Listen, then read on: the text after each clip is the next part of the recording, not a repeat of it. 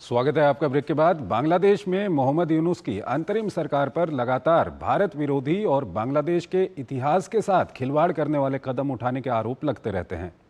इसी कड़ी में नया विवाद बांग्लादेश में फिल्मकार सत्यजीत रे से जुड़े 200 साल पुराने पुश्तैनी घर को गिराने का है। विरोध के बाद स्थानीय अधिकारियों ने काम को अस्थायी रूप से रोक दिया है। वहीं भारत सरकार ने भी इस मामले में हस्तक्षेप किया है और बांग्लादेश को एक पत्र भेजकर विध्वंस रोकने एवं जीर्णोद्धार के लिए सहायता की पेशकश की है। ये रिपोर्ट देखिए। बांग्लादेश की अंतरिम सरकार अपने यहाँ मौजूद हर उस विरासत को मिट्टी में मिला देना चाहती है जिसके साथ भारत का नाम जुड़ा हो। बांग्लादेश लगातार अपनी संस्कृति से जुड़ी उन धरोहरों को तबाह कर रहा है जिनका संबंध बंगाली संस्कृति से हो। कुछ महीने पहले नोबेल विजेता साहित्यकार रविंद्रनाथ टैगोर का घर गिराने के बाद अब यूनुस प्रशासन ने मशहूर फिल्म निर्देशक सत्यजीत रे के घर को जमींदोज कर दिया। हालांकि विदेश मंत्रालय ने अंतरिम सरकार से बांग्ला सांस्कृतिक पुनर्जागरण के प्रतीक इमारत की ऐतिहासिक स्थिति को देखते हुए इसे गिराने के फैसले पर पुनर्विचार करने का आग्रह किया था। विदेश मंत्रालय की तरफ से जारी बयान में कहा गया कि इमारत का ऐतिहासिक महत्व है जो बांग्ला सांस्कृतिक पुनर्जागरण की प्रतीक है। इसे गिराने के फैसले पर फिर से विचार किया जाना चाहिए। विदेश मंत्रालय ने कहा कि यदि अंतरिम सरकार की तरफ से इमारत के जीर्णोद्धार पर विचार किया जाता है तो भारत सहायता प्रदान करने के लिए तैयार है। दरअसल बांग्लादेश के मैमनसिंह शहर में स्थित इमारत प्रसिद्ध बाल साहित्यकार और प्रकाशक उपेंद्र किशोर रे का पैतृक घर है, जो कवि सुकुमार रे के पिता और महान फिल्म निर्माता सत्यजीत रे के दादा थे। बांग्लादेश पुरातत्व विभाग के मुताबिक इस घर को 100 साल से भी पहले उपेंद्र किशोर राय चौधरी ने बनवाया था। पूर्ण लक्ष्मी भवन के नाम से मशहूर ये घर अब एक खंडहर में तब्दील हो चुका है। रिपोर्ट में कहा गया है कि 2007 के बाद से वीरान पड़े घर में कोई गतिविधि नहीं हुई थी, जिसकी वजह से इमारत नशेड़ियों का अड्डा बन चुकी थी। प्रशासन की उदासीनता की वजह से इसकी खिड़कियां और दरवाजे तक लोग चोरी करके ले जा चुके हैं। घर की दीवारों पर या तो पेड़ उगाए हैं या फिर कहीं कहीं दीवारें ढह गई हैं। दरअसल 1947 के बंटवारे के बाद ये संपत्ति सरकारी स्वामित्व में आ गई, जिसके बाद साल 1989 में मैमनसिंह शिशु एकेडमी की स्थापना हुई। बताया जा रहा है कि घर को गिराने का फैसला पुरातत्व विभाग ने नहीं बल्कि स्थानीय प्रशासन ने लिया। रिपोर्ट के मुताबिक इमारत में पहले शिशु एकेडमी चल रही थी, लेकिन घर के जर्जर होने की स्थिति में इसे अन्य जगह से चलाया जाने लगा। करीब 1.5 दशक से खाली पड़े घर को फिर से बनाने के लिए स्थानीय स्तर पर उपायुक्त की अगुवाई में एक समिति बनी, जिसमें चिल्ड्रन अफेयर्स डिपार्टमेंट और पीडब्ल्यूडी के अधिकारी भी शामिल हैं। मीडिया रिपोर्ट में बताया गया कि शिशु एकेडमी ने मल्टी स्टोरी बिल्डिंग बनाने के लिए समिति के सामने इमारत को ध्वस्त करने का प्रस्ताव रखा, जिसे मान लिया गया। बहरहाल बांग्लादेश में भारतीय संस्कृति पर की गई कार्रवाई सिर्फ एक पुरानी संरचना का विनाश नहीं बल्कि उस इतिहास को खत्म करने की कवायद है जिसे महान सिनेमाई दिग्गज सत्यजीत रे ने संजोया और संवारा था। सवाल उठता है कि क्या बांग्लादेश को ऐसी महान विरासत और सांस्कृतिक मूल्य वाली जगह के संरक्षण के कदम नहीं उठाने चाहिए थे? अतुल अनेजा हमारे साथ जुड़े हुए हैं, विदेशी मामलों के जानकार हैं, उनसे हम बातचीत करेंगे। अतुल जी, अगर बांग्लादेश के इस मामले की हम बात करें तो जिस तरह से वहां से खबरें आ रही हैं कि उस भवन को गिराने की पूरी तैयारी थी, हालांकि ये भी खबर आ रही है कि उसके बाद कुछ विरोध विदेशों से और बांग्लादेश के अंदर से भी आया, तो अभी फिलहाल वहां पर काम रोक दिया गया है। लेकिन बांग्लादेश जिस तरह के कदम लगातार मोहम्मद यूनुस की अंतरिम सरकार जब से वहां पर आई है अपने इतिहास के साथ छेड़खानी कर रहा है, बांग्लादेश की जो बांग्ला अस्मिता है उसके साथ छेड़खानी कर रहा है और साथ ही साथ कहीं ना कहीं भारत को भी कुछ संदेश देने की कोशिश कर रहा है। क्या कुछ चल रहा है बांग्लादेश में, अतुल जी? देखिए चंद्रशेखर जी, ये इमारत एक तरह से एक सोच का प्रतीक है।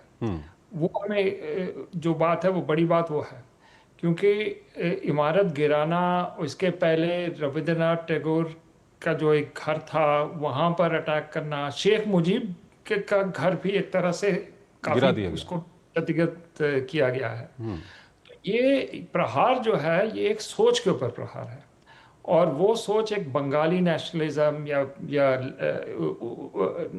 जो एक सेकुलर नेशनलिज्म है बांग्लादेश का जो 71 से चल रहा है, उसके ऊपर ये अटैक है।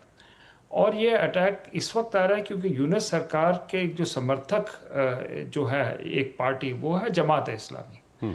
और हम देख रहे हैं कि जमात इस्लामी पहले भी जब 71 की भी लड़ाई हुई थी तो पाकिस्तान का साथ दिया था जमात इस्लामी ने।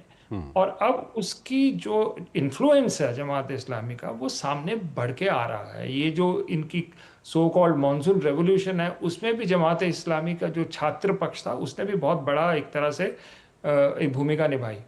तो एक तरह से ये थ्रेट जो है सेक्युलर नेशनलिज्म में बंगाली नेशनलिज्म से एक इस्लामिक एक्सट्रीमिज्म की तरफ जा रही है बात, जो एक सोच की बात है, जो बदलाव आ रहा है।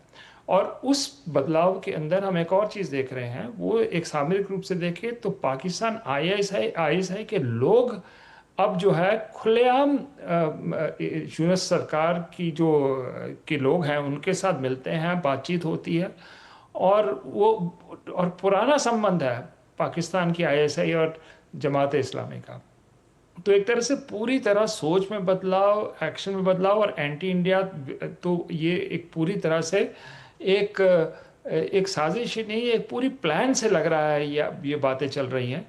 और इसलिए मुझे लगता है कि भारत के लिए एक बड़ा खतरा है इससे। ये जो एक पहलू सिर्फ हम देख रहे हैं, एक जो ओवरऑल जो बदलाव आ रहा है, वो जो कल्चरल एलिमेंट हम देख रहे हैं, लेकिन उसके पीछे जो मंशा है वो एंटी इंडिया, और हो सकता है दोबारा से पाकिस्तान और एक्सट्रीमिज्म मिलके बांग्लादेश को की छवि और उसकी उसकी आइडेंटिटी को ही बिल्कुल बदल दे, जो भारत के नॉर्थ ईस्ट के लिए बहुत बड़ा खतरा है और भारत के लिए खतरा है। और अगर हम, क्योंकि जो एक तरह से जुड़े हुए हैं दोनों देश, अगर हम हिस्टोरिकली देखें तो अगर एक में ऐसी सोच का बदलाव आता है तो उसका असर भारत में भी पड़ेगा। और सोशल मीडिया के ज़माने में हम रह रहे हैं चंद्रशेखर जी। बिल्कुल। अतुल जी, यहाँ पर सवाल ये आता है कि मोहम्मद यूनुस की जो सरकार है, अंतरिम सरकार है, वो पाकिस्तान से दोस्ती बढ़ाना चाहती है और यही कारण है कि वो कई सारे ऐसे कदम उठाते हैं जो कहीं ना कहीं भारत विरोधी होते हैं। लेकिन जिस तरह की बांग्ला संस्कृति है या बांग्लादेश का जो इतिहास रहा है, बांग्लादेश की जो अधिकतर आवाम है, क्या वो मोहम्मद यूनुस के इन कदमों का समर्थन करेगी? देखिए, एक तरह से हमें देखना इस वक्त स्थिति क्या है, एक खौफ की स्थिति बन रही है बांग्लादेश के अंदर। मैं आपसे पूरी तरह से सहमत हूँ कि अगर हम मेजॉरिटी ओपिनियन देखें तो मुझे नहीं लगता ये कट्टरवाद के साथ होगी। लेकिन अगर अवामी लीग जैसे हैं, जो शेख हसीना की पार्टी या मुजीब की पार्टी, वो प्रदर्शन करते हैं तो उनके ऊपर बहुत बड़ा एक तरह से अरेस्ट हो रहे हैं। मुझे कल ही पता लगा है कि एक बहुत बड़े इकोनॉमिस्ट हैं जिन्होंने अच्छी खासी रिसर्च की है वहाँ की डेमोग्राफी के ऊपर, तो उनको अब जेल में डाल दिया है। तो एक तरह से खौफ का एटमॉस्फेयर बना हुआ है, जिसके कारण जो लोग चाहते भी हैं कि भी बंगाली नेशनलिज्म को बचाया जाए, लेकिन उनकी बात को दबाया जा रहा है। अब बात अभी तक हमें ये भी नहीं पता लगा कि यहाँ पर दोबारा से चुनाव होंगे कि नहीं होंगे। वो टाले जा रहे हैं, अवामी लीग को बैन कर दिया गया है पार्टिसिपेशन के लिए। तो एक तरह से ये तो एक तानाशाही की तरफ चला गया है और उसमें एक इस्लामिक एक्सट्रीमिस्ट एंगल बीच में आ रहा है। तो मुझे लगता है कि बहुत बड़े ये खतरे की घंटी पूरे सिर्फ बांग्लादेश के अंदर लोगों के लिए ही नहीं है, लेकिन पूरे रीजन के लिए एक तरह से खतरा बन के सामने आ रही है। अतुल जी, यहाँ पर सवाल ये भी आता है कि जो मोहम्मद यूनुस की अंतरिम सरकार है उनके ऊपर बहुत दबाव है कि वो जल्द से जल्द चुनाव कराएं। अंतर्राष्ट्रीय स्तर से भी दबाव है, साथ ही साथ जो वहाँ की राजनीतिक पार्टियां हैं उनका भी दबाव है। इस सब के बीच वो कहते हैं कि अगले साल जून तक हो सकता है वहाँ पर वो चुनाव करवाएं, या हो सकता है और इसको आगे खिसकाते वो रहें। लेकिन इस सब के बीच सवाल ये आता है कि जैसे जैसे चुनाव की ओर वो जाएंगे, इस तरह के जो कदम है क्या ये और बढ़ेंगे वहाँ पर? क्योंकि इनकी जिस तरह की प्रकृति रही है वो कहीं ना कहीं लगता है इस तरह का माहौल और बनाएंगे। अभी तक चंद्रशेखर जी ऐसे कोई संकेत नहीं आ रहे कि ये जो चुनाव करवाएंगे, जो नीति है उससे कहीं कोई कोई उम्मीद की किरण कहीं सामने नजर नहीं आ रही। तो इसलिए यही लग रहा है कि ये बद से बदतर हो रही है इस वक्त स्थिति।